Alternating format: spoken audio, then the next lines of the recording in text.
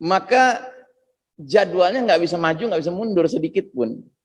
Karena Allah sudah ngatur kapan umat Islam berjaya, kapan orang kafir berjaya. Itu semua sudah ada ininya, sunnatullahnya. Yang disebutkan dalam surat Ali Imran 140. Wa tilkal ayyamu nudawiluha bainan nas. Demikianlah hari demi hari, masa kemenangan dan kekalahan kami pergilirkan di antara umat manusia. Jadi kalau pertanyaan Pak Fuad kaitannya dengan Fauzul Azim, benar. Hanya dengan mempelajari ilmu akhir zaman inilah seseorang itu lebih besar berpeluang mendapatkan kemenangan yang agung, yaitu di akhirat nanti. Tapi kalau dikaitkan dengan kemenangan di dunia ini, ya jadwalnya nggak bisa berubah. Nggak bisa jadi lebih cepat, nggak bisa lebih tertunda, nggak mungkin. Gitu. Sebab tidak ada keharusan kita, umat Islam ini, sebelum meninggal dunia, merasakan kemenangan di dunia. Nggak ada, Pak. Nggak ada syarat itu. Nggak ada syarat untuk masuk surga, kita harus menang dulu di dunia. Tidak. Gitu. Kalau memang Allah takdirkan kita sampai akhir hayat, Pak Fuad, saya, ya kan, itu kita masih menyaksikan umat Islam centang perenang kayak gini, itu bukan salah kita. Bukan salah kita, ya kan? Kewajiban kita adalah istiqomah. Kewajiban kita adalah bersabar.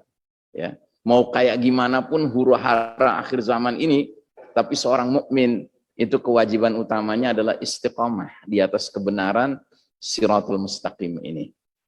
Ya. Jadi bukan soal kita jadi menang atau tetap kalahnya itu di dunia, tidak. Ya. Tapi setidak-tidaknya dengan kita memiliki ilmu akhir zaman ini, kita ngerti skenario gitu loh. Kita ngerti skenario. Ya bagi saya, mau saya sampai akhir hayat ketemu Al-Mahdi, berbaiat kepada dia atau tidak, ya itu terserah Allah. Tapi yang jelas saya punya kewajiban menyiapkan diri, memantaskan diri dan keluarga saya agar dipilih sama Allah jadi bagian dari pasukan Al-Mahdi. Nah, ini terkait pertanyaan kedua. Jadi apa yang mesti kita kerjakan sekarang? Persiapan apa yang harus kita lakukan? Ya persiapan menjadi jundullah, jadi tentara Allah. Yang kalau memang dipilih sama Allah nantinya, ya Allah pasti mudahkan kita bisa hijrah, bisa berbaiat, gabung sama Al-Mahdi, ikut jihad demi jihad yang akan dia pimpin, ya kan? Masya Allah, syukur-syukur mati syahid. Gitu, ya kan? Tapi kalau kita cuek aja gitu kan, sebagaimana kebanyakan orang yang nggak ngerti masalah, mengatakan bahwa lo kerjanya nungguin Al-Mahdi doang, dan memang realitasnya begitu, cuma nungguin doang, nggak ngapa-ngapain. Ya nggak mungkin kepilih sama Allah menjadi bagian dari Safful Mahdi, barisan Al-Mahdi, tidak mungkin. Ya. Nah kira-kira begitu. Ya. Nah ini, dan ini pertanyaan penting sekali. Karena apa? Karena hari ini salah satu perkara yang membuat umat Islam itu sebagiannya menjadi kayak lepas kendali, karena nggak sabar menghadapi penderitaan, kekalahan umat Islam, kehinaan yang dialami ini. Padahal ini sunnatullah, ini sunnatullah. Jangankan kita, generasi yang jauh dari hidupnya bersama Nabi, generasi yang hidup dengan Nabi saja, para sahabat, ketika masih di Mekah 13 tahun, itu tiap hari dipersekusi, dimarginalisasi, dikriminalisasi, dianiaya, dizolimi, disiksa, ya kan, diusir dari rumah, dibunuh. Ya. Dan tidak ada ceritanya sahabat ketika itu datang ke Nabi, ya Rasulullah, ini udah keterlaluan nih orang-orang musyrikin Quraisy, nggak saatnya kita angkat senjata aja. Nggak ada. Yang ada adalah seorang sahabat namanya Khabbab ibnul Arat radhiyallahu an, datang ke Nabi yang lagi santai duduk di sandaran sama salah satu dinding Ka'bah, bilang, ya Rasulullah, sahabat-sahabat engkau dizolimi setiap hari. Apa enggak sebaiknya engkau doakan? Dia cuma bilang gitu, doakan gitu loh. Apa salahnya sih minta didoakan gitu?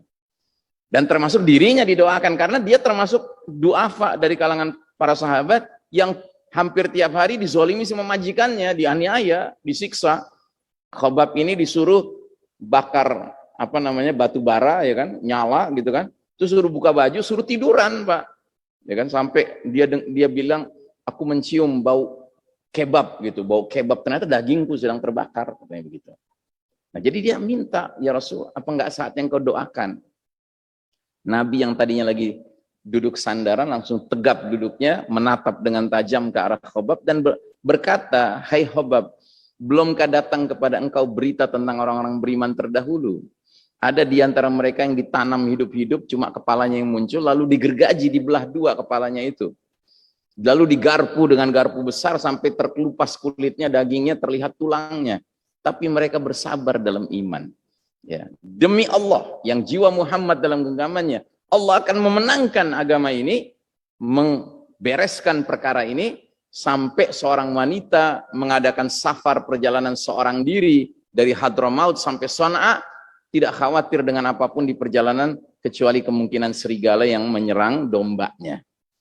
Walakinakum tastajilun, tapi kalian tergesa-gesa. Gitu, ya. Nah, jadi ini memang yang kita alami ini bagian dari tarbiyah rabbaniyah, tarbiyah Allah kepada kita untuk menguji kesabaran kita. Makanya saya sering ditanya orang kaitan dengan sekarang ini kan ada satu syarat aneh ya. Masuk mal harus syarat itu, naik pesawat syarat itu, ya kan? Nah, saya nggak mau nyebut itunya apa, ya kan? Anda udah tahu lah ya. Nah, terus orang nanya di pengajian tuh, Ustadz, jadi gimana tuh kalau kita diitukan, gitu, ya kan? Saya jawab, saya teringat hadis Nabi yang mengatakan di akhir zaman nanti akan ada masanya seorang laki-laki dihadapkan pada dua pilihan, al-ajaz dan al-fujur. Al-ajaz itu ketidakberdayaan. Al-fujur itu dosa. Maka hendaknya laki-laki itu memilih ketidakberdayaan daripada harus berdosa. Gitu, ya kan? Nah, jadi kalau kita kaitkan dengan ini, ya memang sih jadi nggak berdaya kalau nggak diitukan, gitu. Nggak bisa ke sini, nggak bisa ke sana, nggak bisa naik pesawat, nggak bisa ini, ya kan? Tapi emangnya itu syarat masuk surga? Ya kan? Itu bukan syarat masuk surga. Sementara kita belajar, kita ngikutin juga informasi-informasi yang ada bahwa itu bukan hanya urusan halal haram, dan urusan halal haram bukan hanya, ya kan, serius urusannya. Tapi ada urusan yang kedua, apa? Teknologi canggih yang sekarang ini sudah sampai ke tingkat bisa memasukkan nanobot, ya kan, robot yang ukurannya nano, Pak, dalam diri manusia, gitu. Yang itu bisa menyebabkan dirinya nantinya dikendalikan dari jarak jauh, dan itu terkait dengan kecanggihan teknologi 5G dan seterusnya. Ya, ini sudah beredar beritanya kalau kita mau mempelajari beritanya. Tapi kalau kita nggak mau mempelajari, kita gampang aja bilangnya apa? Hoax, teori konspirasi, kan gitu. Tapi kalau kita ngerti, Pak, siapa orang-orang di belakang itu, ya kan? Wow, dahsyat, Pak. Mereka itu junudu iblis, tentara-tentara iblis, Pak. Jahat betul mereka. Bukan hanya kepada umat Islam, pada umat manusia seluruhnya. Why? Because they like to play as God. Mereka suka bermain sebagai Tuhan. Mereka sama Firaun. Ya, cuma belum ngomong aja, ana rabbukumul a'la, gitu. Tapi kelakuan mereka sudah kayak begitu, Pak. Mereka ingin mengendalikan jumlah populasi planet bumi ini berapa. Makanya saya katakan, efek dari itu, kalau kematian, itu efek yang paling minimal, Pak. Kematian itu efek minimal dari itu. Tapi efek yang lebih mengerikan apa? Sakit terus-menerus yang nggak bisa disembuhkan, dan aneka penyakitnya aneh-aneh, Pak. Nah, tapi ada yang lebih mengerikan lagi, enslavement, perbudakan, ya kan? Karena nanti bisa dikontrol jarak jauh, itu, diinstruksikan jarak jauh, ya kan? Yang kita kenal dengan istilah mind control, Pak. Mind control zaman dulu masih menggunakan sihir, masih menggunakan hipnotis. Tapi sekarang mind control sudah menggunakan teknologi canggih, dan tingkat kecanggihannya sampai ke nanobot itu tadi. Wallahu a'lam bissawab. Nah, jadi kalau kita punya panduan, ya kan, dalam memahami akhir zaman ini, kita tenang, Pak. Ya. Wah, kamu jadi nggak bisa ke sini, jadi nggak bisa ke sana, kamu jadi nggak gesit. Ya emang kenapa? Emangnya wajib untuk masuk surga harus bisa begini, harus bisa begitu? Gitu. Ya kan? Wallahu a'lam bissawab.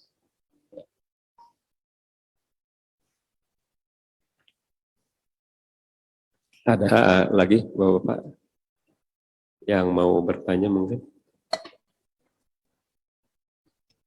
Atau ibu-ibu ada yang mau tanyakan?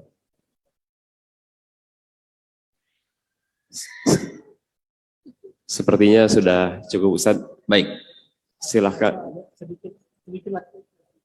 Ya. Kan ada di kawan-kawan kita yang lain Saya pernah mendengar bahwa ada dukhan mau datang, kemudian dia mempersiapkan tempat untuk bertahan dan lain sebagainya. Nah itu bagaimana menurut Ustaz? Ya, mungkin yang Pak Fuad maksudkan menyiapkan tempat tuh uzlah ya. Iya. Uzlah ya. Ya memang uzlah itu salah satu dari arahan Nabi juga. Nabi pernah mengatakan hampir-hampir datang masanya di mana harta yang paling berharga bagi orang beriman adalah hewan ternaknya yang dia bawa ke gunung, ke wilayah yang banyak turun hujan ya, untuk memelihara dinnya dari fitnah gitu. Jadi ini dalil tentang dibenarkannya orang menepi, tidak berada di perkotaan, tidak berada di daerah urban, tetapi berada di daerah rural.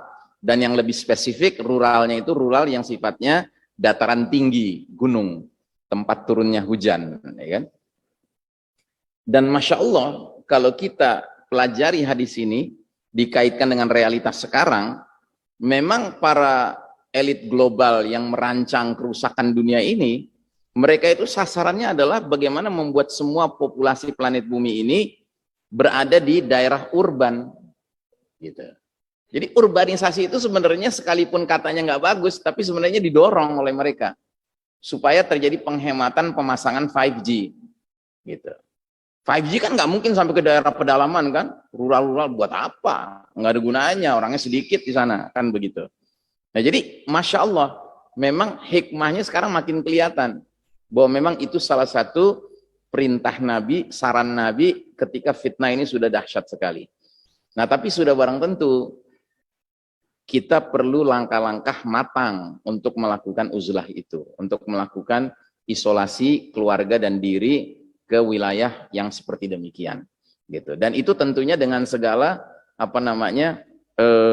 perangkat-perangkat konsekuensinya. Ya konsekuensi kita harus belajar beternak, ya kan, belajar bertani, ya kan, belajar untuk survival, ya kan. Termasuk alangkah baiknya kita memilih tanah yang ada mata airnya, ya kan, supaya nanti kalau sudah terjadi shutdown modern technology kita nggak tergantung kepada pompa air, gitu. Karena udah nggak bisa berfungsi, nggak bisa berfungsi. Tapi kalau mata airnya tersedia, Masya Allah, gitu.